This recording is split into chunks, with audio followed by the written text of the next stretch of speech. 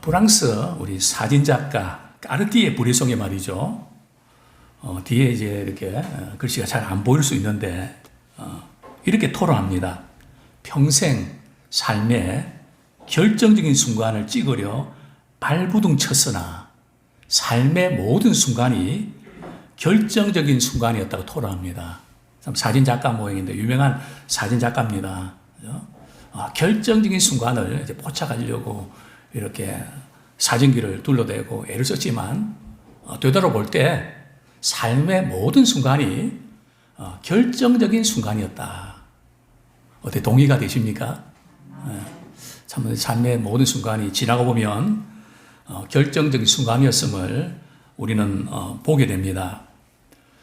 성경에 보면 결정적인 순간에 두 가지 반응이 나타나는 것을 보게 됩니다. 물론 여러 가지 반응들이 나타나는데 크게 그렇다는 의미죠. 어떤 사람들은 결정적인 순간에 하나님께 묻기는 묻는데 결정할 때는 그냥 자기 방식대로 하게 됩니다. 사실 금식 기도도 하고 뭔가 그 과정은 괜찮은 것 같은데 결정적인 순간에 이제 미스테이크를 하는 거죠. 실수를 하는 겁니다. 우리 성도님들은 준비할 때 강하십니까? 실전에 강하십니까? 저는 그렇게 기도하곤 합니다. 하나님, 저를 준비한다고 했지만 실전에 더 잘할 수 있도록 도와주십시오. 주님의 손이 나타나게 해주십시오. 우리 옆에 있는 분들 그렇게 인사하기 원합니다. 실전에 강합시다. 준비는 잘하고 했는데 실전에 말이죠. 안 되면 얼마나 속상합니까? 다 알았는데 잘할 수 있었는데 우리 주님이 함께 하시면 실전에 강한 사람이 될 줄로 믿습니다. 또 다른 한 사람은 참 어려운 순간에 주님을 의지하면서 그분의 인도하심을 받는 우리 오늘 불렀던 찬양처럼 너 하나님께 이끌려 일평생 주님만 바라며 세상 날 볼 때는 똑같이 생활하는 것 같지만 우리에게는 비하인드 스토리가 있습니다. 우리 배우에 주님이 매 순간 이끌어 주시고 우리는 이렇게 고백할 수밖에 없습니다. 주님께서 하셨습니다. 정말 주님의 인도하심과 이끌리심 받는 그런 축복의 사람 되기 원합니다. 먼저 이렇게 하나님께 묻지만 자기 방식대로 하는 사람을 이렇게 대표적인 인물을 들라면 바로 사울입니다. 사울 왕입니다. 또 이렇게 어려운 순간에 주님께 의지해서 인도함 받은 사람의 대표적인 인물이 바로 다윗입니다. 우리 결정적인 순간에 우리 어떻게 하십니까? 우리 사무엘상 30장 8절 다 같이 한번 읽도록 하겠습니다. 시작. 다윗이 여호와께 묻자와 이르되 내가 이 군대를 추격하며 따라잡겠나이까 하니 여호와께서 그에게 대답하시되 그를 쫓아가라. 내가 반드시 따라잡고 도로 찾으리라. 저는 오늘 말씀을 중심으로 결정적인 순간을 어떻게 해야 되는가 한 세 가지에 대해서 좀 함께 도전받으면 좋겠습니다. 첫 번째는 사울은 결정적인 순간에 어떻게 했을까요? 또 두 번째로 다윗은 결정적인 순간에 어떻게 했을까요? 자, 세 번째로 나는 결정적인 순간에 어떻게 할까요? 참 결정적인 순간에 어떻게 하고 있는가? 너무너무 중요합니다. 제가 이전에도 말씀을 이렇게 드렸지만 어떤 문제를 이렇게 해결하기 위해서 하나님 인도하심 받기 위해서 40일 금식하고 기도하는 거 쉬운 일입니까? 그래서 어떤 결론을 가지고 저에게 찾아와서 목사님, 제가 결론을 내렸습니다. 어떻게 해서 이런 결론 내렸습니까? 이렇게 물어보면 그냥 기도하고 결론 내렸습니다. 저는 어떻게 기도하고 나니까 어떤 생각과 어떤 마음을 주셔서 어떻게 결정했다는 그거 듣고 싶은데 제가 40일 기도 하고 금식했다니까요. 기도하고 결정 내렸다니까요. 물론 기도하고 결정이 중요합니다. 그죠? 아주 결정적인 순간에 그건 아닌데 기도하고 결정을 내려서 맞다는 거죠. 그럴까요? 사울왕은 기도 안 했나요? 한번 이 부분을 우리가 한번 고민해 보면 좋겠습니다. 첫 번째로 사울은 결정적인 순간에 어떻게 했을까요? 자, 첫 번째로 사울은 결정적인 순간에 두려움에 사로잡혀 있는 것을 보게 됩니다. 우리 사무엘상 28장 상황을 한번 우리가 보겠는데요. 28장 5절 제가 읽어드리겠습니다. 사울이 블레셋 사람들의 군대를 보고 두려워서 그의 마음이 크게 떨린지라. 자, 블레셋 군대가 이제 이스라엘을 공격하기 위해서 전투 태세를 갖추었다는 소식을 들었습니다. 그동안 이스라엘과 블레셋과의 전쟁에서는 이스라엘이 승리를 여러 번 했습니다. 그러다 보니까 블레셋 군대가 더 이상은 밀리면 안 된다 해서 총공세를 가하게 됐죠. 그래서 이렇게 힘을 모두어서 이번에 이스라엘 군대를 이렇게 물리쳐야 된다. 그 소식을 듣고 사울왕은 두려움과 불안에 떨고 있습니다. 참 사울왕을 하여금 이렇게 불안하게 만들었던 또 다른 요인이 있죠. 바로 이 시점이 어느 시점입니까? 사무엘이 죽고 장사를 지내고 백성들이 슬퍼하고, 참 사무엘은 당시에 대단한 선지자고 나라의 어떤 큰 기둥처럼 중요할 때마다 하나님의 인도하심 받고 가이드를 했던, 방향을 제시했던 그런 인물 아닙니까? 그런데 사무엘 선지자가 죽었다는 소식을 듣고 지금 사무엘은 뭐가 빠진 것 같은, 나는 지금 어떻게 살아야지? 나를 어떻게 통치해야 되지? 사람을 의지했던 사울왕은 사무엘의 죽은 소식을 듣고, 죽었다는 소식을 듣고 흔들리기 시작했습니다. 자, 두 번째로 이 사울왕이 이렇게 된 배후에는 그 삶의 습관이 좀 문제가 있었습니다. 어떤 습관이었을까요? 두 번째 보면 하나님의 말씀을 순종하지 않고 버렸습니다. 사울이 하나님의 말씀을 전적으로 순종하지 않은 것은 아닙니다. 물론 급할 때는 항상 자기 방식이 이렇게 자기가 앞섰지만 하나님께서 말씀 주시면 골라서 순종했거든요. 제대로 순종하느냐, 골라서 순종하느냐, 이 차이가 큽니다. 부분적으로 순종하냐, 전적으로 순종하냐, 이해가 되는 것만 순종하냐, 이해가 안 되어도 순종하느냐, 그 대단히 중요합니다. 근데 사울왕은 매 순간 자신에게 이익이 되면 오케이, 순종하고, 또 이익이 안 되면 순종하지 않습니다. 그런데 그 순종하지 않는 것이 아주 결정타를 날려버렸다는 거죠. 사실 어떤 의미에서 99%의 순종과 1% 불순종이 있는데 1%의 불순종이 때로는 99%의 순종을 삼키는 경우들이 종종 있습니다. 그 1% 잘못돼갖고 말이고 1%가 아주 문제를 일으키는 그런 경우들이 종종 있죠. 그 다음에 이 사울 왕은 참 어떤 삶을 살았는가 하면 세 번째로 하나님께 묻기만 하고 자기 방식대로 일을 처리합니다. 우리 사무엘상 25장 6절, 사울이 여호와께 묻자오되 여호와께서 꿈으로도 우림으로도 선지자로도 그에게 대답하지 아니하시므로. 사울 왕은 중요한 순간에 하나님께 물어야 된다는 걸 알았습니다. 기도해야 된다는 걸 알았습니다. 하나님의 인도하심을 받아야 된다는 걸 알았습니다. 우리처럼 말입니다.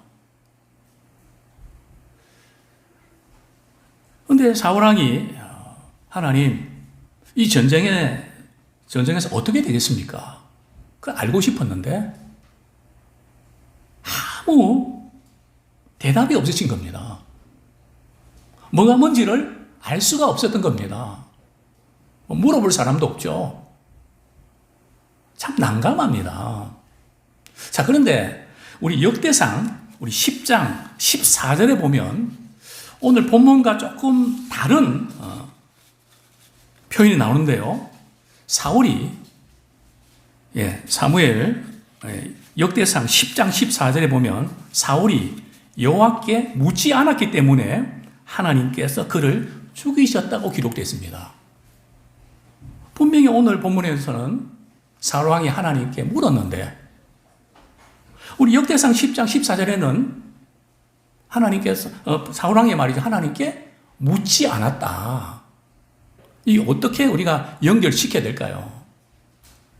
이런 의미입니다. 사울왕이 하나님께 이 전쟁 문제에 대해서 하나님 어떻게 하면 좋겠습니까? 이렇게 이제 물었는데 말이죠.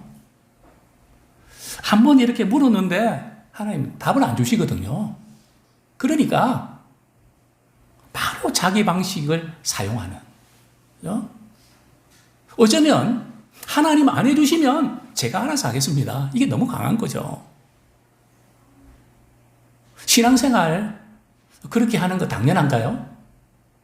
목사님, 하나님이 대답 안 해주시면 내가 알아서 해야 되는 거 당연한 거 아닙니까? 어떻습니까? 하나님 아무 대답도 없으신데 물론 우리가 결정을 내려야 되고 중요한 순간 우리가 판단해야 되는 거 맞습니다. 그러나 신앙생활은 말이죠. 한 번 하나님께 묻고 대답 안 하신다고, 안 해주신다고 내 방식대로 하는 게 아니고요. 하나님의 도우심 없이는 저는 아무것도 할 수 없습니다. 하나님 도와주세요. 전적으로 맡기고 그분께 또 묻고 또 묻는, 매달리는 그것이 신앙생활의 핵심입니다. 근데 우리는 너무 지금 요령 펴고 있지는 않나요? 내 방식이 너무 앞서 있지는 않나요? 바로 지금 사울왕은 말이죠. 이유는 있습니다. 블레셋 군대가 지금 쳐들어오는데 가만히 있으란 말입니까? 하나님께 기도하고 물었지만 아무 대답도 없는데 어쩌란 말입니까? 나름대로 이유는 있었지만 사울왕은 결정적인 순간에 실패하고 말았습니다. 우리가 이런 우리 인물을 우리 구약 성경에서 에레미야 시대로 돌아가면 알 수 있죠. 시드기야 왕이 이제 바벨론이 예루살렘을 공격하고 이제 점점 나라가 이렇게 위태로워지는 그 시점에 가만히 보니까 예레미야 선지자가 예언한 것이 그대로 맞거든요. 근데 인정하는 것이 싫었습니다. 우리는 바로 요 대목. 분명히 하나님의 말씀대로 이렇게 되는 것 같은데 우리는 그걸 인정하시고 그래도 다른 변수로 우리가 이렇게 갖다 붙이려고 하는 그게 강하단 말이죠. 그 시드기야 왕이 예레미야 선지자에게 하나님이 우리나라 앞으로 어떻게 할 것 같냐? 하나님의 말씀 받으면 나한테 전해주면 그대로 할게. 그래서 예레미야 선지자가 하나님의 말씀 받아서 그대로 전했습니다. 시드기야 왕이 어떻게 했던가요? 그 말씀대로 했던가요? 말씀은 그렇지만 바벨론 사람들이 나를 잘 받아줄까? 유다 백성들이 나를 어떻게 볼까? 이것 때문에 다른 사람한테 이 말 절대 말하지 말고 그냥 가만히 있어라. 나한테만 말한 거로 끝내자. 또 그들의 지휘관들은 어떻습니까? 그 지휘관들도 가만 보니까 예레미야 선지자가 예언한 대로 그대로 되거든요. 그래서 하루는 찾아와서 이제 앞으로는 하나님께서 당신을 통해서 주신 말씀 우린 그대로 다 할 겁니다. 하나님께 뭐라고 말씀하시는지 전해 주십시오. 그래서 예레미야 선지자는 그대로 말씀 전했습니다. 절대 애굽으로는 가지 마십시오. 경고를 합니다. 근데 그 말씀 듣고 어떻게 했던가요? 예레미야까지 말이죠. 같이 애굽으로 데려갑니다.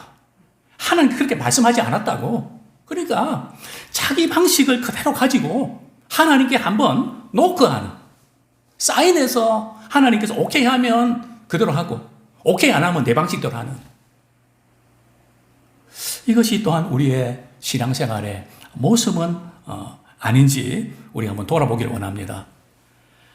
참 블레셋 군대가 이렇게 쳐들어오니까 두려웠던 거죠. 무서웠던 거죠. 자, 이제 다윗은 결정적인 순간에 어떻게 했을까요? 다윗도 처음에는 우리하고 똑같이 우리 가정을 꾸려가야 되지 않습니까? 자녀들 교육해야 되지 않습니까? 참 이 생존을 위해서 힘쓸 수밖에 없었습니다. 사울왕은 다윗을 죽이려고 말이죠. 3,000명의 특공대를 파견해갖고 아주 그냥 수색을 하면서 말이죠. 다윗이 떴다 그러면 현상금 내걸고 사울은 죽이려고 혈안이 되어 있었습니다. 다윗이 여러 번 사울왕의 목숨도 구해줬지만, 2번씩이나 구해줬지만 그때마다 사울왕은 그래도 나를 죽일 거라는 그 불신을 지울 수 없었습니다. 그래서 선택한 것이 바로 블레셋 땅으로 망명을 하게 되죠. 그를 따랐던 600명의 신하들과 더불어 말입니다. 식소들과 더불어. 굉장한 숫자죠. 그들이 한 끼 먹고 뭐 이렇게 씻고 뭐 그런 것이 보통 아니지 않습니까? 다윗은 생존을 위해서 살아가다가 사명을 포기하고 이제 위기를 만나게 됩니다. 이게 무슨 말씀일까요? 다윗이 블레셋 땅에 망명을 갔는데 그때 아기스 왕이 말이죠. 다스릴 때인데 아기스 왕이 다윗이 왔다는 소식을 듣고 말이죠. 자기 조국에서 이스라엘에서 미움받아서 이렇게 도망쳤다고 생각하고 자기 편으로 끌어들이려고 말이죠. 굉장히 신경을 많이 씁니다. 그래서 다윗 일행에게 말이죠. 시글랏이라는 땅에서 거주하면서 오랑캐들, 공격하는 무리들을 막아주면 좋겠다. 그렇게 임무를 맡기게 되죠. 자, 우리 성경 말씀 우리 한 구절 보도록 하겠습니다. 참 다윗은 첫 한 주가 잘못 끼어지니까 계속해서 이제 꼬이기 시작하는데요. 사무엘상 우리 27장 8절 7절부터 우리 10절까지 제가 읽어드리겠습니다. 다윗이 블레셋 사람들의 지방에 산 날수는 1년 4개월이었더라. 다윗과 그의 사람들이 올라가서 그술 사람과 기르스 사람과 아말렉 사람을 침노하였으니 그들은 옛적부터 술과 애굽 땅으로 지나가는 지방의 주민이라. 다윗이 그 땅을 쳐서 남녀를 살려두지 아니하고 양과 소와 나귀와 낙타와 의복을 빼앗아 가지고 돌아와 아기스에게 이르매 아기스가 이르되 너희가 오늘은 누구를 침노하였느냐 하니 다윗이 이르되 유다 네겝과 여라무엘 사람의 네겝과 겐 사람의 네겝이니이다 하였더라. 그렇죠? 자, 다윗이 시글락에서 있으면서 말이죠. 어떤 지역의 사람들을 공격을 합니까? 아말렉 사람들 말이죠. 이스라엘 백성들을 괴롭혔던 그 지역을 공격을 하거든요. 그러면 아기스가 말이죠. 그 소식을 들으면 배신자 아닙니까? 그러나 보고는 어떻게 합니까? 이스라엘 주변에 있는 지역 사람들을 이렇게 침략하고 또 전리품까지 가져왔습니다. 그렇게 보고를 합니다. 그런데 여기서 참 안타까운 것은 말이죠. 남녀를 살려두지 아니하고. 다윗이 잔인한 사람 아니거든요. 웬만하면 살려두고 보호하는 사람 아닙니까? 근데 왜 다윗이 말이죠. 남녀를 왜 여자들은 살려두지? 왜 살려두지 않았을까요? 자신의 거짓 보고가 폭로가 될까봐. 그래서 잔인한 살인과 허위 보고를 하게 된 거죠. 어쨌든 살아야 되니까. 생계 유지해야 되니까.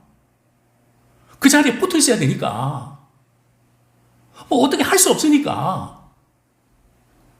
다윗은 그렇게 할 수밖에 없었던 거죠. 사실 다윗은 브리스 땅에 가야 했을까요? 가지 말아야 했을까요? 어떻습니까?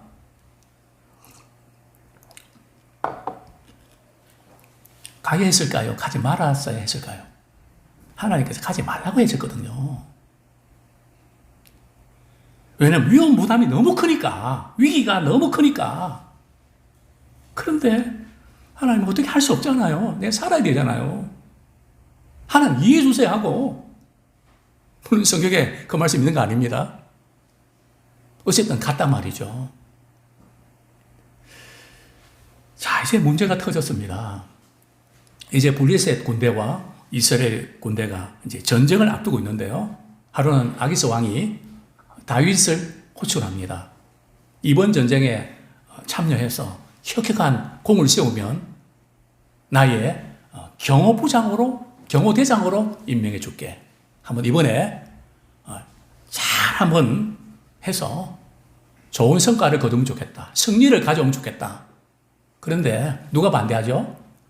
블레셋 군대의 지휘관들이 반대합니다. 다윗은 안 됩니다. 다윗이 어떤 사람입니까? 블레셋과 싸울 때 누구를 쓰러뜨리는 사람입니까? 거인 골리앗을 쓰러뜨리는 사람 아닙니까? 여인들의 노래 못 들으셨습니까? 사울은 천천히요, 다윗은 만만이다. 이런 이스라엘 민족의 영웅인데 이 사람을 전쟁에 참여한다고요? 배신 때리면 이 전쟁이 집니다. 우리는 절대 다윗이 전쟁에 참여하는 거 우리는 반대입니다. 보통은 왕이 밀어붙이면 되는데 워낙 이 지휘관들이 건의가 완강하다 보니까 아기스 왕은 들을 수밖에 없었습니다. 그래서 다윗에게 말이죠. 미안한 이야기를 전하죠. 나는 참전한 기회를 주려고 그랬는데 지휘관이 반대해서 그냥 이번 전쟁에는 참여 안 하면 좋겠다. 그리고 아기스 왕은 이렇게 말하죠. 내일 새벽에 일찍 일어나서 시글락에 있는 너희들이 거처로 돌아가라. 그래서 다윗은 너무 낙심이 돼서 며칠 있다가 갔을까요? 바로 아침에 일어나갖고 말이죠.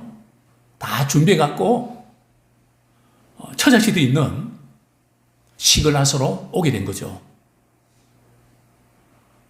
막상 도착을 해보니 어떤 일이 벌어졌습니까? 정말 그 비참한 상황이 눈앞에 전개됐습니다. 시글락 성읍이 다 불타버리고요. 처자식 포로 다 잡혀갔고요. 정말 모든 것이 다 끝난 것 같은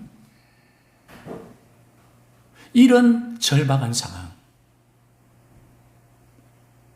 자, 여기서 우리가 한번 좀 짚고 넘어가야 될 부분들이 다윗이 사명을 포기하고 말이요 생계를 유지하다가 위기를 만났다.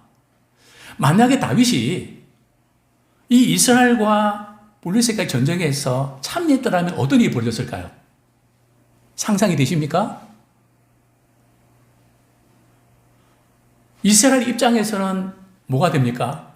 완전히 매국노가 되는 거죠. 블레셋 편에 섰으니까요. 그죠? 하나님의 구원 계획하고는 완전히 등진. 생존을 위해서 살아가다가 말이야 이런 정말 이렇게 위기를 맞게 되는 그런데 지휘관들이 다윗의 참전을 반대했습니다. 이 배후에 누가 간섭했을까요? 우리 하나님이 막으셨던 겁니다. 때때로 우리 삶 가운데 막히는 게 있고 뭔가 안 되는 것 같아도 하나님은 일하고 계십니다. 우리가 이해할 수 없는 가운데 그분은 모든 것을 진행하고 계십니다. 자, 이제 이런 상황 속에서 이제 자신들이 거처에 왔건만 완전히 폐허가 되고 제일 중요한 게 처자식들이 없다는 게 이게 엄청난 슬픔과 고통 아닙니까? 그래서 그 부하들이 말이죠. 다윗도 마찬가지죠. 밤새도록 웁니다. 통곡을 합니다. 너무너무 서글프고 말이죠. 이렇게 쫓겨와갖고 인정도 못 받고 그뿐이 아닙니다. 갑자기 부하들이 말이죠. 신하들이 자녀들이 생각나서 그런지 우리가 당신 따라하는데 이렇게 우리 가정 이렇게 됐다 하면서 돌을 들어서 말이죠. 다윗을 쳐 죽이려고 합니다. 모든 사람들이 반대하고 그동안 그렇게 잘했던 사람들이 말이죠. 등을 돌립니다. 배신을 때립니다. 혹시 우리 가운데 이런 분들이 있습니까? 그때 다윗은 어떻게 했을까요? 우리 사무엘상 우리 30장 6절 우리 같이 한번 읽겠습니다. 30장 6절 시작. 백성들이 자녀 때문에 마음이 슬퍼서 다윗을 돌로 치자 하니 다윗이 크게 다급하였으나 그의 하나님 여호와를 힘입고 용기를 얻었더라. 참 크게 다급한 상황, 돌로 쳐서 말이죠. 다윗을 죽이려고 하는 그 상황. 그럴 때 다윗은 하나님께 힘을 얻어서 용기를 얻었습니다.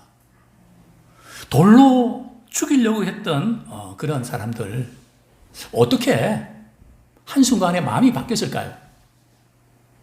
다윗은 제사장 아비아다를 부릅니다.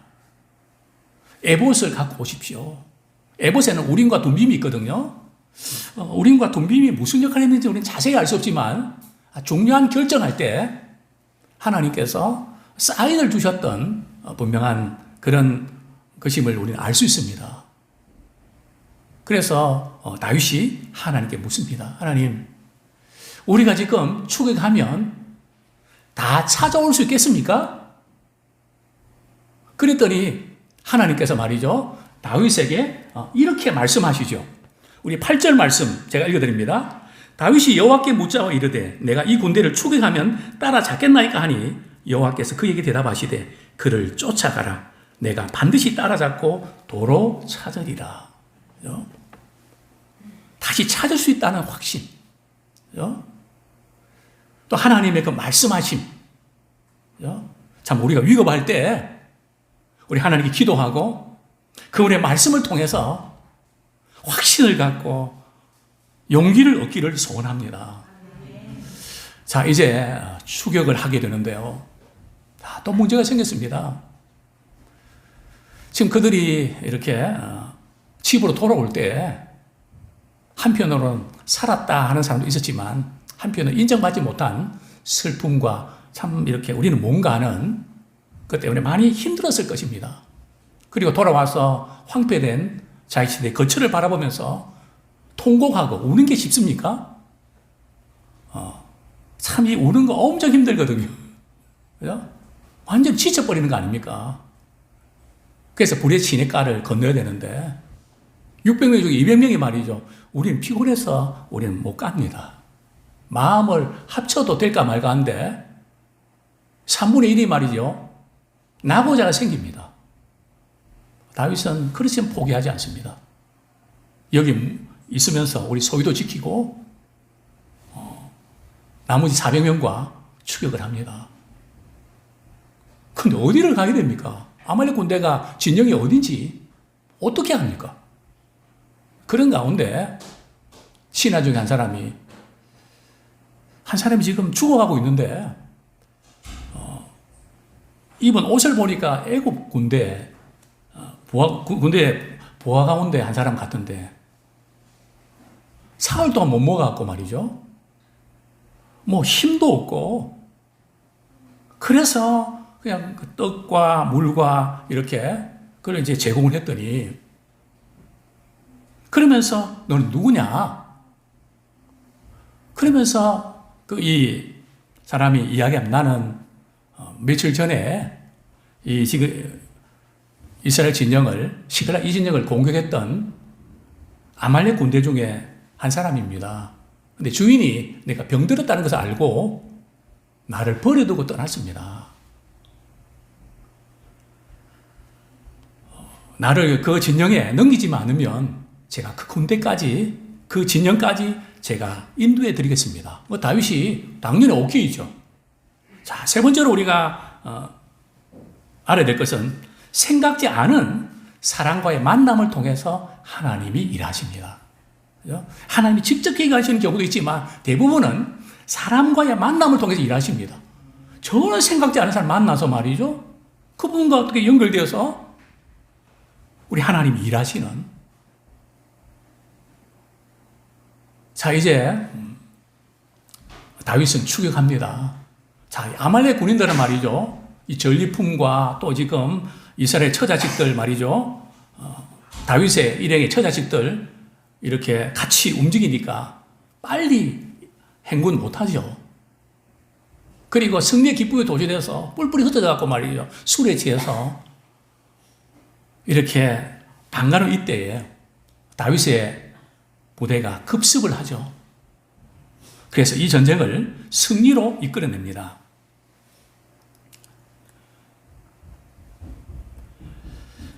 그리고 처자식 다 찾아오고요. 전리품까지 빼앗아 갖고 옵니다.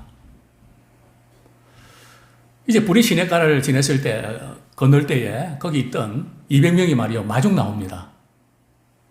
그런데 400명 가운데 말이죠. 좀 이들을 못마땅히 여겼던 사람들이 처자식은 돌려주고 전리품은 주지 맙시다. 우리 같으면 어땠을까요? 따라가지 않았던 200명 얄밉죠. 다윗은 어떻게 했을까요?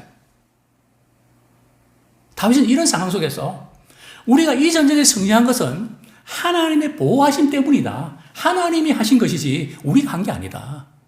그래서 우리는 잘하고 그럴 때 우리 하나님의 인도하심 받고 잘했을 때 공가를 하나님께 영광 돌려드리기 원합니다. 그리고 그 모든 전리품을 말이죠. 유다 백성들과 나누는 또 유다 백성들의 마음을 또 이렇게 얻는 그리고 200명의 또 600명 전체의 말이 전리품 나눠주는 그런 모습을 우리는 보게 됩니다. 세 번째로 우리 이제 다윗의 세 번째로 우리 함께 나누고 싶은 부분들은 나는 결정적인 순간에 어떻게 해야 될까? 자, 첫 번째로 생계에서 사명으로 나아가기를 원합니다. 우리가 생계를 책임지는 거 많이 힘들지만 필요한 일이죠. 그러나 생계 그 자체에 매이지 말고 생계의 현장을 통해서 하나님 내게 주신 사명으로 이어지기 원합니다. 사명 없는 생계는 위기를 맞을 수 있습니다. 사명자는 사명을 붙들고 가야 됩니다. 위기를 만나기 때문에 사명을 감당하는 그런 게 아니라 우리는 사명을 위해서 우리 하나님이 이 세상에 두셨습니다. 오로지 생계가 아니라 생계를 넘어서 사명으로 나가기 원합니다. 왜 그럴까요? 두 번째로는 거짓과 험한 것에 굴복하기 쉽기 때문입니다. 참 이 세상이 주는 성공, 자랑, 그 모든 것 얻었다고 손칩시다. 그것이 진정한 만족을 줄 수 있을까요? 허망합니다. 지난주에 우리 정재훈 집사님이 기도하시면서 허망한 그런 기도를 하신 걸로 생각되는데 그렇습니다. 우리가 뭔가 잘하고만 하지만 하나님 없이는 헛되도다. 그렇게 끝나잖아요. 그러나 사명을 위해서 우리가 살아가는 사람은 우리가 그게 잘 됐든 안 됐든 그 사명은 남아있는 것입니다. 아무쪼록 우리는 어딜 가든지 사명자로 쓰임받고 하나님께 영광 돌리는 우리가 되기 원합니다. 세 번째로 말씀에 순종하고 기도로 인도하심 받기 원합니다. 작은 일에서부터 우리 하나님 말씀하시면 네, 제가 그렇게 할게요. 제발 말씀은 그렇지만 피해가지 마십시다. 이해가 안 되고 도저히 받을 수 없는 상황도 있지만 주님 말씀하셨으니까 제가 그렇게 할게요. 그리고 철박한 순간, 절대절명의 위기의 순간에 우리는 기도하기 원합니다. 사울왕 같은 경우는 이 기도가 습관이 안 되고 말씀에 순종하지 않으면서 다급할 때 기도하는 것이 사실은 필요하지만 위험합니다. 자기 방식대로 가는 코스거든요. 그래서 늘 삶의 현장 가운데 주님, 이런 경우는 어떻게 하면 좋겠습니까? 정말 주님의 도우심 아니면 저는 아무것도 할 수 없습니다. 주님 도와주세요, 살려주세요 매달리고 그분의 인도하심 구할 때 주님의 때에 분명히 말씀하십니다. 가장 불행한 사람이 누굴까요? 사울은 왕이지만 부하도 많았지만 많은 명예와 권세를 누렸지만 하나님과의 관계가 막힌 사람은 가장 불행한 사람입니다. 그러나 가장 행복한 사람이 누굴까요? 상황이 어렵고 힘들지만 하나님의 관계가 열리는 사람은 최고의 행복자인 줄 믿습니다. 이제 말씀을 맺겠습니다. 결정적인 순간에 어떻게 해야 할까요? 우리 굵은 활자 한번 같이 읽겠습니다. 시작. 결과는 선택할 수 없지만 대응은 우리가 선택할 수 있다. 결정적 순간에 리더십에서 인용한 건데요. 결과는 선택할 수 없지만 대응은 우리가 선택할 수 있는 줄 압니다. 우리 믿음을 선택하는 우리 모두가 되기를 축원합니다. 이 시간 말씀 붙잡고 같이 한번 하나님, 참 결정적인 순간에 참 부족했습니다. 참 허점이 많았습니다. 정말 주님의 인도하심 기다리지 못하고 내 방식이 앞섰던 것을 고백합니다. 지나고 볼 때에 그게 얼마나 큰 위기요. 정말 이렇게 우리 젊은이들 말로 망치는 일인데 그 아슬하는 순간도 주님 막아주셔서 여기까지 온 거 기적입니다. 이제 믿음의 눈을 뜨고 주님의 인도하심에 반응하고 결정적인 순간에 우리가 잘할 수 있도록 하나님 은혜를 베풀어 주옵소서. 회개와 결단에 기도드리겠습니다.